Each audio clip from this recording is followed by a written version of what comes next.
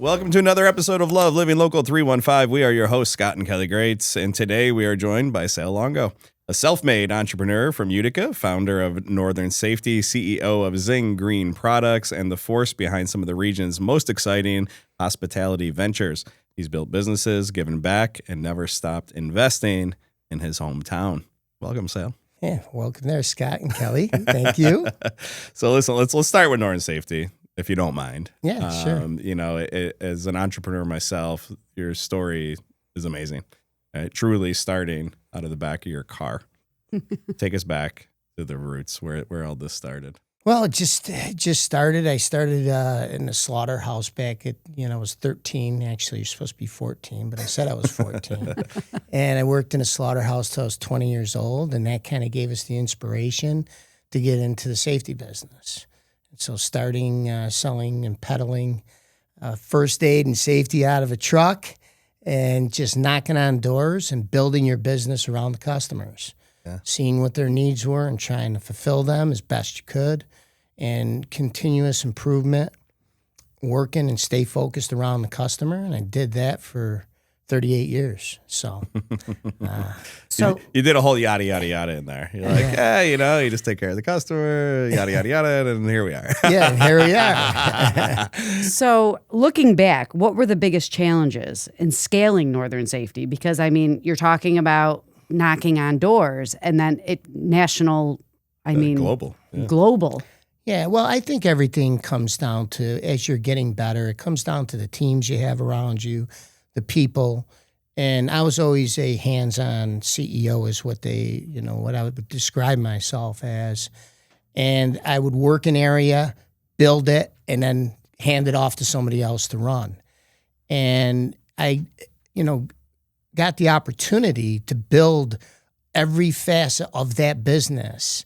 And, whether it was in sales, whether it was in marketing, finance, customer service, warehousing, shipping, technology, e-commerce, so I was involved in all of that.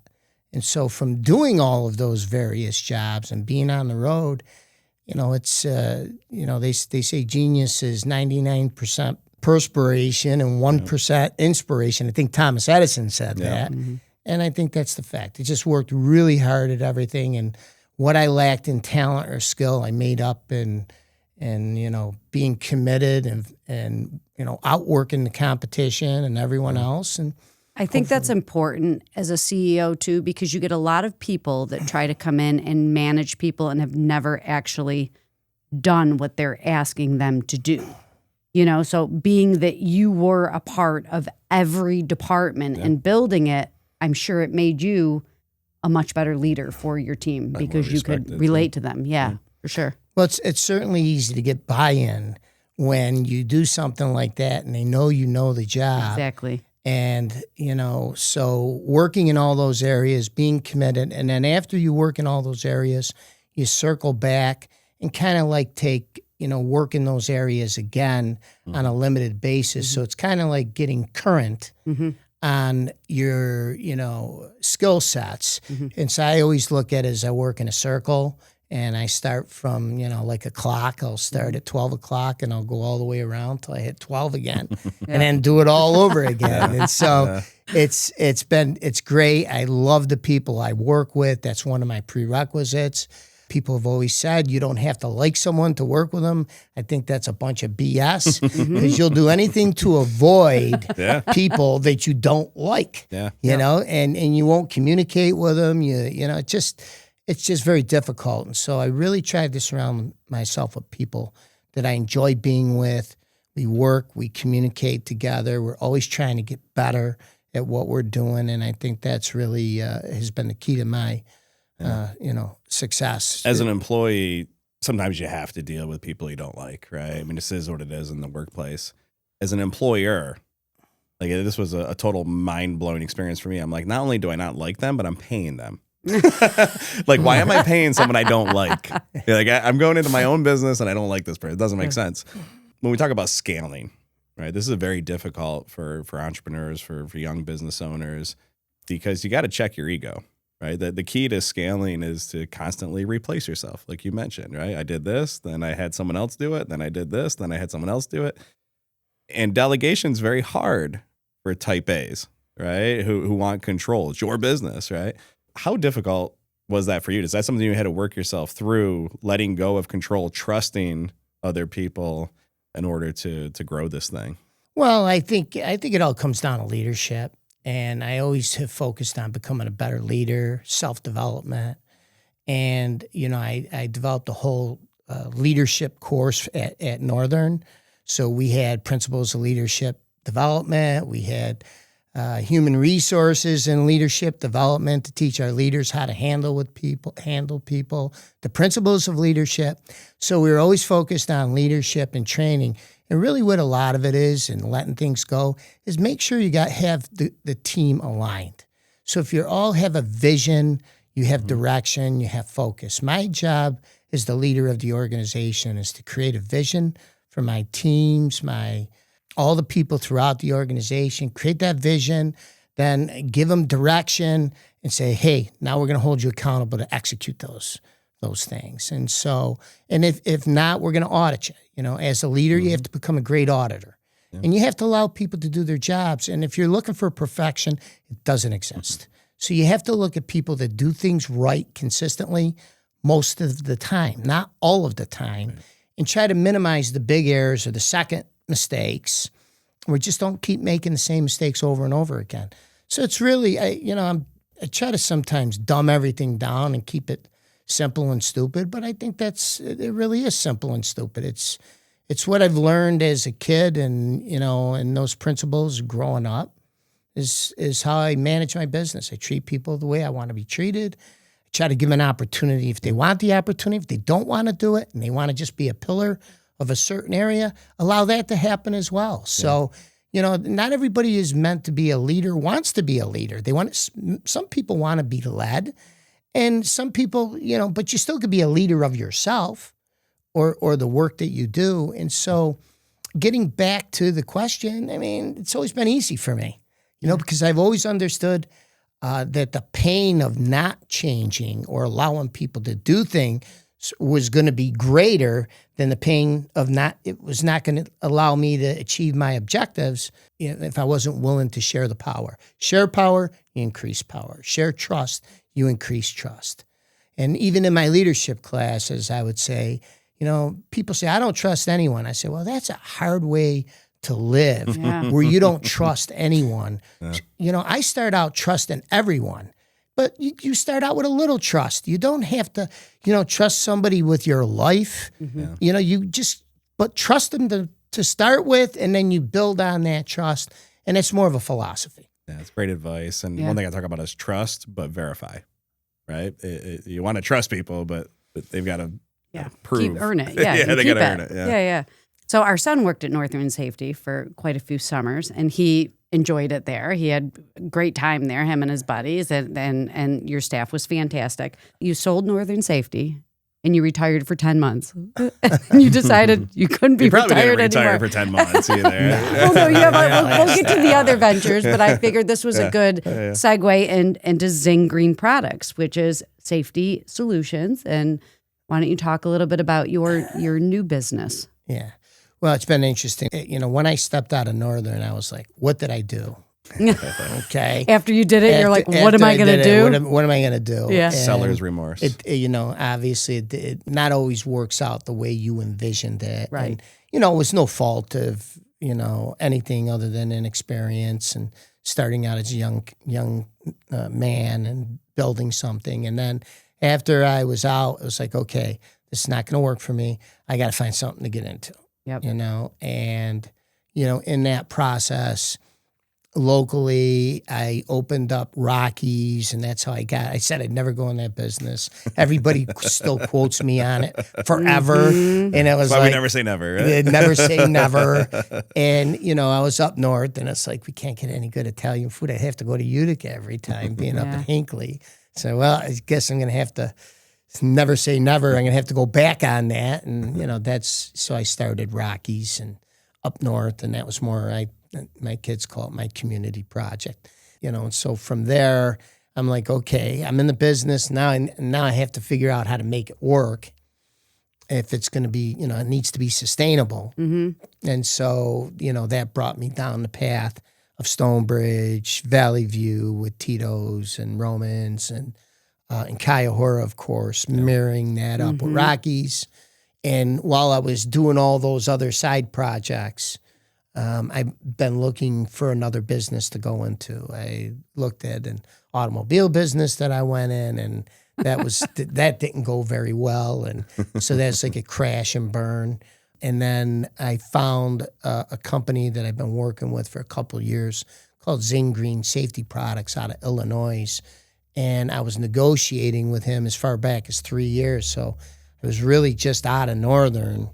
And I was already looking at other businesses. I said, if one thing don't go, something's going to work. Mm-hmm. Yeah. Okay, I was already anticipating. I said, if I start two businesses, I'm at 50%. One has to work, and the other can crash and burn. If they both work, great. But and then if they both crash and burn, then okay, maybe I am retired. You would have went on to maybe it. I feel like you would have made something work Right. for sure. So Zing Green, and I love the name Zing. Yep. And so I love the name from a marketing perspective. I said I could do something with this company. And Zing Green Safety Products. So Zing was focused on what they call lockout, tagout, locks out power so that somebody can't turn on the power when a worker is going in to do their job and accidentally either electrocute them, kill them, injure them, or injure that person or whatever. And then I said, I'm going to get that and use that as like a beachhead to, start the business, and then I'm going to blow it up into everything. So I've owned the company now for just a little over a year and 2 months. We went from just lockout, tagout, where we have our own line of safety glasses, our own line of work gloves, protective clothing, head protection. We have signs and various things in addition to lockout, tagout, eye wash stations. So we have full line of personal protective equipment. And I have some other things I'm doing, looking at acquisitions that I can't talk about because people would know that work for me, who I'm negotiating with and acquiring other companies to get into the manufacturing potentially locally. So, I'm doing all that. And then I acquired from my old company, Northern Safety, I acquired their customization business. And so now they're, one of my largest customers doing all their custom work. Yep, I read that. And, and the relationship there is really good. They've been, we've really worked good together. I'm not competing with them. And I'm trying to, now that they're my customer, I'm trying to build my business around people like that. But we also do business with the Grangers of the world and, many of the other bigger companies. And we just actually had our eyewear get in one of the largest industrial distributors this past week, which was a huge win because we're going from being a distributor, and we manufactured, because I've done that for 25 years, the manufacturing side, to just a manufacturer. And so right now we're starting out just in North America. And I don't want to say just North America. Just one continent. Yeah, just one continent. But I have, in my back of my head, I have Europe and other countries, in South America. But right now I'm trying to just get the business and make it where it becomes profitable and growing. And I have, I started off with like 9 people, and now we have like 50-something people. And everybody's, aligned, focused. I happen to have a bunch of people because I bought all the Northern, when I bought the custom business, all the employees from Northern became, they stopped working for Northern on Friday and started working for me on Monday, which was really weird, right? And it was a business I created. Yeah. But it was actually cool because they all thought they were losing their jobs, and everybody was emotional and teary and crying and whatever. And I was like, now we're working back for you again. And so it's cool full circle moment. Full circle. So it's and I'm in my one of my original buildings. Yeah, that's what I was going to say. And this is all in Industrial Park in Frankfurt. Yep. Yeah, sure and you're in a space that obviously lights you up. Like you can hear it in your voice. Like you're passionate about this, and it's awesome that you're back at it. Talk about the green initiative. right? So I mean, that's a little bit different, unique spin on this space. Well, we're really the first company to focus on sustainable safety products. So the majority of our products are made with recycled packaging, whether it be the bags like in safety glasses, the boxes. They're made all premium safety products. So I'm focused on high end. I don't want to say high end, but really top quality. Obviously, they're priced to sell. And so using sustainable, and then in the glasses, we use different materials. And like in the glasses, the temples are made with recycled materials. So you can't have anything on the lenses because obviously with the eyes, you can't have safety ever compromised. With the gloves, we use 30% plus of materials of compostable things, whether it be twigs and leaves or, natural environmental things that they use in the manufacture of the fibers for the yarns. We use recycled fabric, we have a whole protective clothing line that I think is going to be huge. And that starts landing here in March, end of March, early April. It's all made 100%, 99% of recycled materials. And, so that goes well. And that goes with the customization. So the customization, so the focus is there. Mm-hmm. And then the other thing is, we get into the eye wash things because it's, you're trying to make a full line of things. You're trying to make them high quality. Well, how do you do it and be, friendly to the earth and things? Like if you make eye wash, it's all metals. So that's a dirty industry. So we go in and then say, okay, well, let's get into a 14,001 environmental friendly factory. So there's always environmental things or recycling things or other things to do to make products and that are focused on that or made in the USA. Yep. So those are really the focus that we have. A lot of signs that we make, all recycled materials, hard hats, we're having made for us in the U.S. We're looking at signs. Either we're going to make them ourselves or use another OEM that we work really closely with that's made in the United States. And I certainly would like to bring manufacturing back to our area here just because that was like always one of the things I wanted to do since before I was in business. I always wanted to make things. So you're touching on some legacy pieces, right? So how much has your mindset changed through the years where now you're a family guy, you've got kids, you've got grandkids, you start thinking about sustainability, taking care of the earth, taking care of the area. We can jump into the generous donation you made to Proctor Park. So how much have you started shifting to the legacy piece of, I want people to remember the impact I made locally 100 years from now? Well, I really never think about that. Okay. I just always am trying to be a better version of myself. And, I'm never been one to pat myself on the back and think like that. I always say that the, high performers, and again, it comes back to leadership training. I always say that your high performers all have one thing in common. They always think less of themselves. And low performers have one thing in common. They always think more of themselves, I really try to focus on how I could become better. And really the legacy is really more of me just trying to do a good job. I know I'm only here so long, and while I'm here, I'm going to try to make a difference. So if I could help teach people, if I can make their lives better, if they're, if they have issues at home, I like to think that work can be a refuge. So I put a lot of investment in human resources, whether it be human resource people running the hiring process and everything else, to leadership training, which is part of human resources. We're not perfect. We're humans, and it's not easy. But, my focus is just, trying to build something. And in this particular area, I have my kids are all in their 30s now. And I think that, Northern, they never saw what it took to build a business from scratch.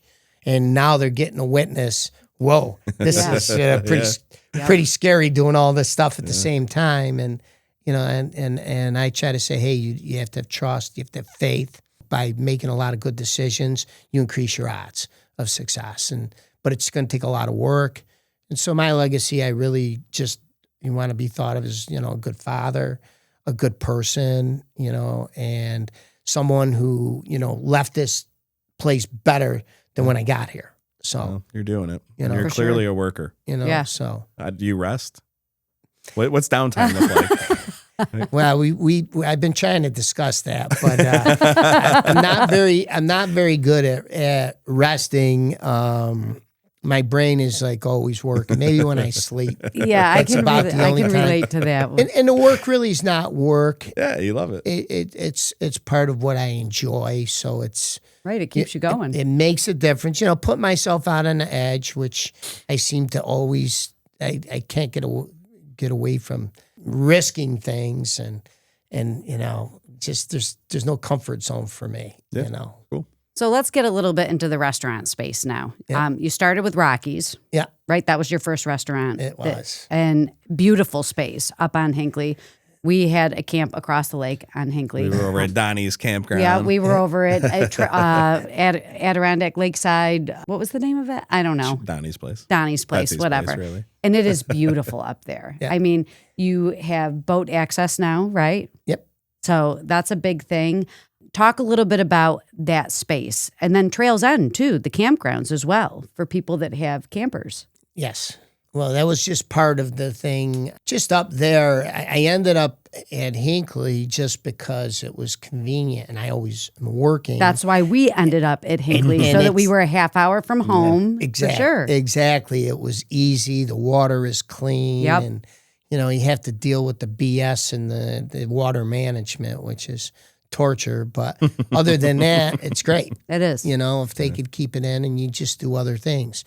So, no, being up there, and I started out, and, I was building a corporate retreat up there. It is beautiful. And which By the is way. Kuyahoora, Yep. which was built for Northern, but the problem was I only had one client for it, which was Northern. And when I left Northern, I was like, what am I going to do with all this Yeah. stuff? And being up there and where everything was going, there's really, there's restaurants, but everything is just not Nothing to that level. not at that level. Yeah. And I wanted to get something that was like comparable to the best food that you can get in Utica, and that's what started it up at Rocky's. And that concept just grew and continued to evolve, and trying to make it work up there, and especially staying open in the winter. Yeah. It is a destination, though. People go up there for the atmosphere. For it's beautiful. A lot of people now come from Utica, drive from Utica to go there. Yeah, for sure. I think you probably initially thought people from the North Country would, but you're getting people from Utica there. Yep. The thing I'll say, and not to cut you, the thing I would say about that is when I built it, I said you're in the middle of nowhere, but ultimately what ended up happening is you're in the middle of everywhere. Yes. From a destination spot. For sure. Because you're close to Rome, just as close to Rome as you are to Utica and to the valley. And Boonville and Boonville in the North Country. Yeah. So it worked out, and it does quite well even in the winter. So And your brunch there is amazing, by the way. So good. Thank you. Thank you. You must serve Bloody Marys. Bloody Marys and mimosas for sure. If she likes it that much. What was the biggest surprise in the restaurant space? Like, you're obviously a planner. You're a doer. What were you like? Holy crap! I didn't think this was That I went into the business in the first place. You're just like, what am I doing here? What am I doing here? Yeah. That was the first surprise. And then once I do something, it's like, okay, I have to make this work. Yeah. Other people make it work. We have to figure out how to make it work, which led to, expanding it into other areas. Mm-hmm. So all of the businesses run under one leadership team. Okay. So, when you look at Romans or Tito's now or Stonebridge or Rockies or Kuyahoora, which are doing weddings, and they're beautiful Yeah, weddings. it's gorgeous. spot. I mean, the weddings Yeah. have gone outstanding up there. And now we're just trying to work, because to make it work in that business, it's very difficult. And I think, the thing that probably scared me most, I don't get scared very easily, but the thing that scared me most with Romans and Tito's was, okay, people would say, well, why would you put yourself out there? You have nothing to prove. I said, well, nothing to prove to anybody else. Yeah. I'm trying to prove it to myself. Sure. And but the thing that scared me the most was bringing up a place like that with all the, like with Romans and Tito's, with, 100 plus associates or employees. And how are you going to get all these people and put a team together, along with the Stonebridge and, and continue with Zing and all these things. But fortunately, it just seemed that it was a heck of a lot easier than I thought it would be. And it goes back to what you said earlier. People. The people that you have. You surround yourself with good people and let them do their thing. One thing that I will say, looking at this from the outside in the last few years and going back to what you said about just leaving this place a little better than you found it, everything you touch gets better, right? And for the people, for us, right? Trails End was all right. And then you took it over and now it's really nice. It is. Right? Stonebridge was all right. And I think we could say declining, right? And now it's gorgeous, Valley View, ups and downs. It's beautiful. Beautiful golf course. Yeah, for sure. So you go in and put your money where your mouth is, right? And invest and really everything's better. So I guess thank you. Yeah, well, you're welcome. It's been a lot of fun, and it's important because it helps me do my job when people trust me and they have faith.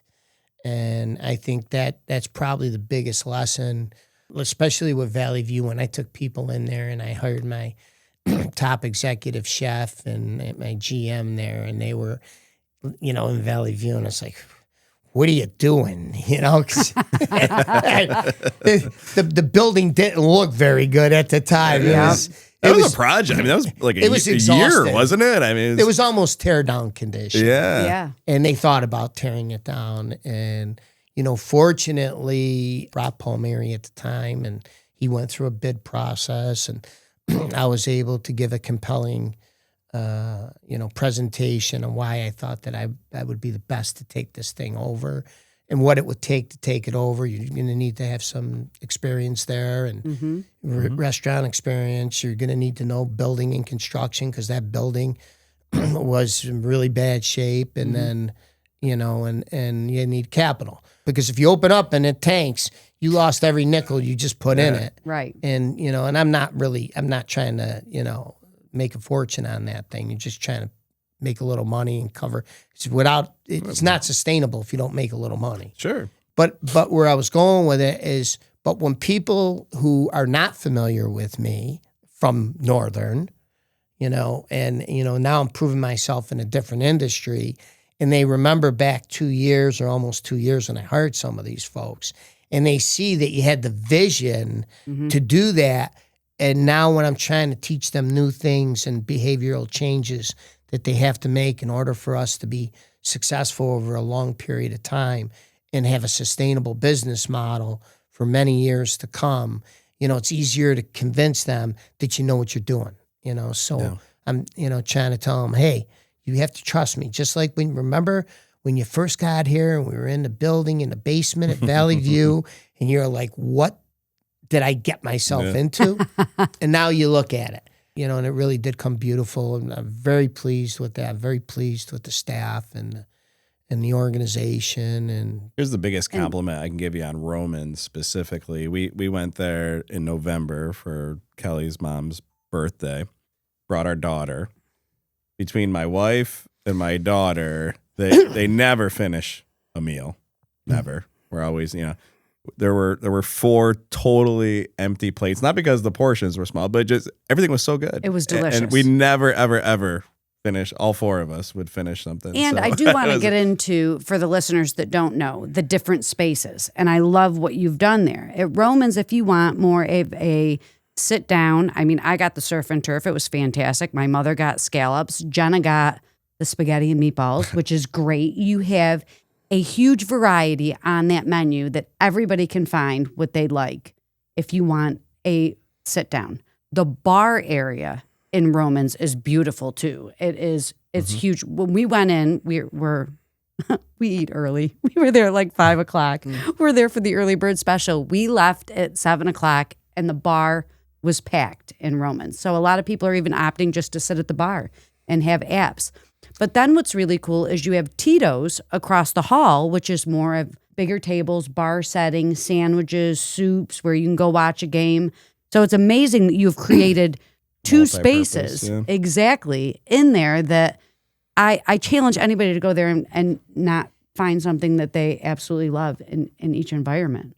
So congratulations on that. Yeah, that was a challenge. I'm sure. The debates that went on over the food, especially when you're dealing with the chefs or executive chefs, because she's you know, I have a younger executive chef, and you know, Lindsay Cook. She does a great job. I always like to do a call out on her, but she'll challenge me in the systems, and I'll challenge her because, you know, the thing is I want a different price points so that everybody can go there. If they wanted to split a steak sandwich, they can still afford to go there, or you know, regular handheld, you know, whether it's $20 and you want to split something, and try to keep things, you know, affordable. I mean, it's all, you know, perspective. I mean, I can't guarantee what it is, but handling Tito's and then make it a viable business, because everybody keeps thinking it's just Tito's just for the golf course. It's not. No. It's for the community. Yep. And it's, you know,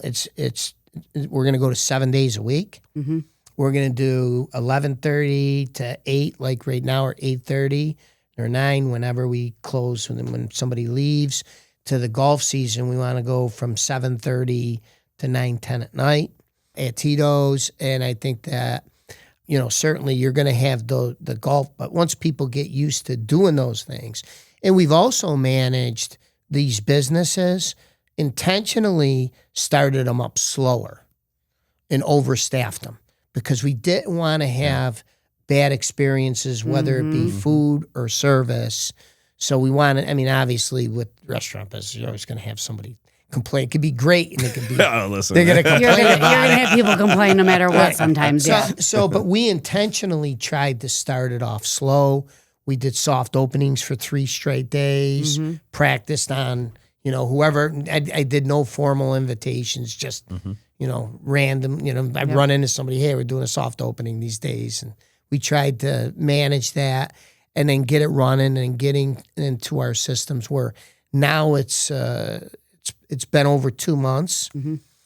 And I think that we achieved what we intended on achieving. And that is a consistent product and consistent service. And we're trying to get better again, you know. So and we think we can handle a lot more now. But Tito's and Romans, like you said, exactly. You can go to Tito's, and I have a lot of friends that bring friends, and they have burgers or sandwich or soups and salads or cocktails, and great environment. It is. Panoramic view of the golf Exactly. course. And I mean, Wait till it gets nice. every That's what I'm saying, like- detail. This isn't surprising, but you know, you got the attention to detail was amazing from the moment you pull up to we walk in to everything. It's just was top notch. Yep. So, well done. Stonebridge, do we want to talk about? Stonebridge will be we open can do Stonebridge quick, and then let's rapid the fire. season, right? For golf, the clubhouse, and Yeah, it's open this season, and you know, in addition to banquets, we're looking to open up for potentially like something similar to Tito's, but offer some dinner type things. So, and you know, I think people just stay tuned, and we'll start marketing that. all right. But that's the plan. We built all brand new kitchens up there as well. And that's really fully renovated. And so we're still renovating this winter. The downstairs is all being renovated up there. And we just need to go through all the building, check off the codes, and deal with the We got house. Stonebridge, we got Valley View. At what point do you buy the other side of Hinckley and put in a golf course?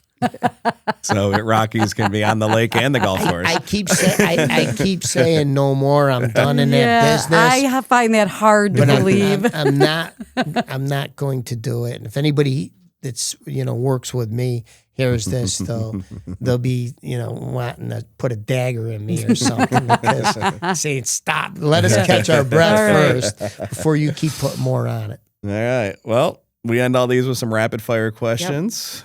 Some are easier than others. The first one you already answered. We were going to ask you what your first job ever was, but you opened with the slaughterhouse, so that one we can take off the list. Go ahead, Cal. Morning routine must do. Besides coffee and That would be my answer, because that's How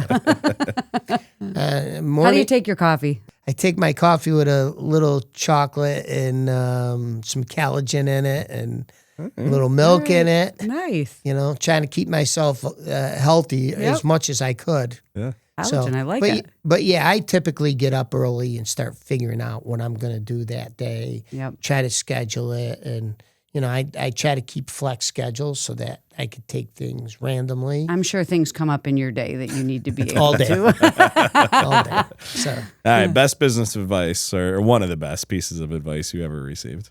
the best business advice that I could probably ever have is love what you do. You have to love what you do to be great at it or good at it. If you don't love it, don't do it and get out of it. That's fantastic advice. I was just talking to a friend of mine who's kind of in a transition, and I asked him. I said, "Well, what would you do if even if you didn't get paid to do it? Like, what lights you up? What are you passionate about? Like, even if you weren't getting paid, you'd still do this." And obviously, we want to get paid, but it starts with what do you love? Yeah. What do you enjoy? Great answer. Campground life, tent, RV, or cabin? Oh, me, I'm a glamper. Me too. I like cabin. Yeah, that's where it's at for me. I've done the tenting, and I grew up in Branningham Lake with 9 children. I'm one of 9. I'm number 8 out of 9. And we used to call it Tent City because we had 5 tents outside the camp. And we'd live there from the day after school to the day before school. And my mother, living with my mother, my father would commute on the weekends up to Branningham Lake.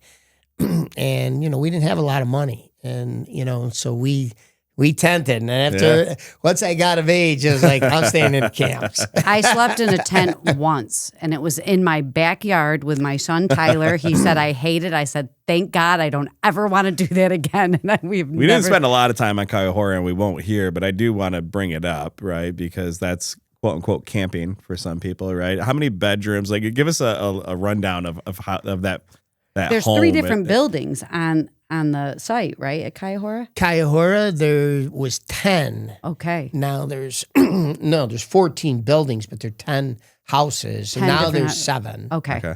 Okay, tried to consolidate it a little All right. bit. There's 3 on the original Kuyahoora. Okay.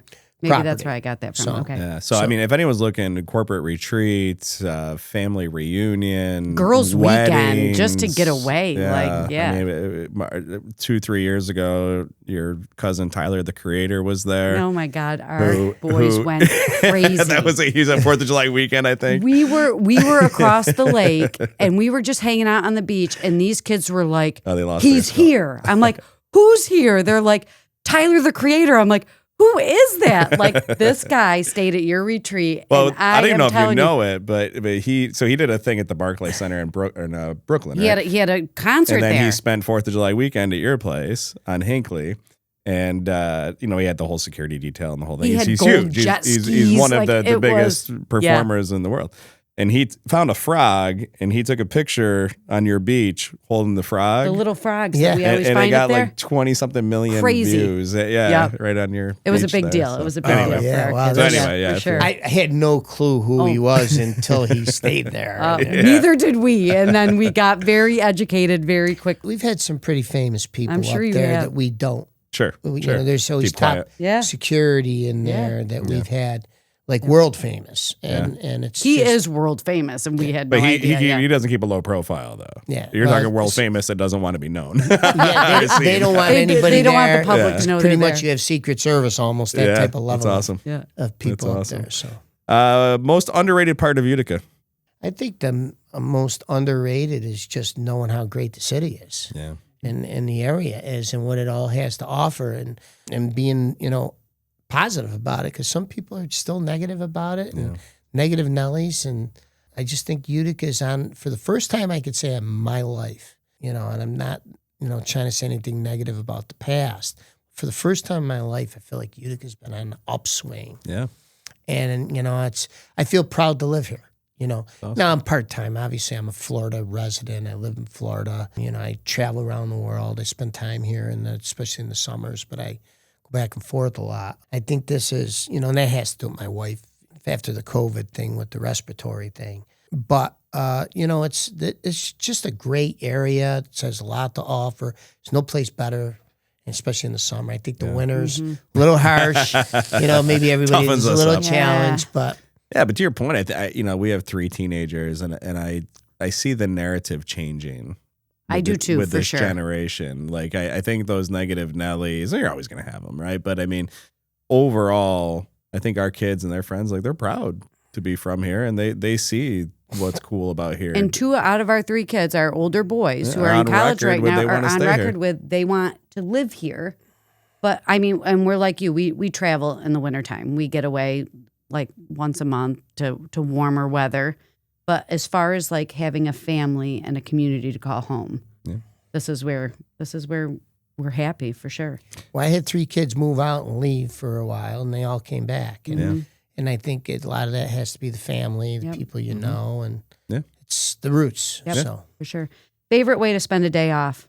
You Day- probably don't days have off, a day Sal, off. days but off or when you don't work. a couple hours. just being around family and friends and just socializing and maybe get a little golf in there sometimes. But more importantly, being with people who you care for and that you love. All right, last one. What does success mean to you or look like to you? You know, I think that those goalposts keep getting moved. I think, again, it gets back to the real success, I think, is being healthy and having great people and family around you. And that really, to me, without having your family and friends and your health, nothing else matters. Yeah, amen to that. There's not enough money in the world that's going to make you happy. Yeah. Yep. Well, Sal, thank you for carving out time. I know you're super busy. Zing Green Zing Green. Safety Products, Romans, Tito's, Stonebridge, Rockies. Yeah, we could. Yeah. Whatever is coming next in 26 Yeah. that we can't talk about yet, but I know is brewing in your head. Sal Longo, thank you for the Thanks, conversation. Scott and Thank you Kelly. so Thank much. you so much for having me. Thank you.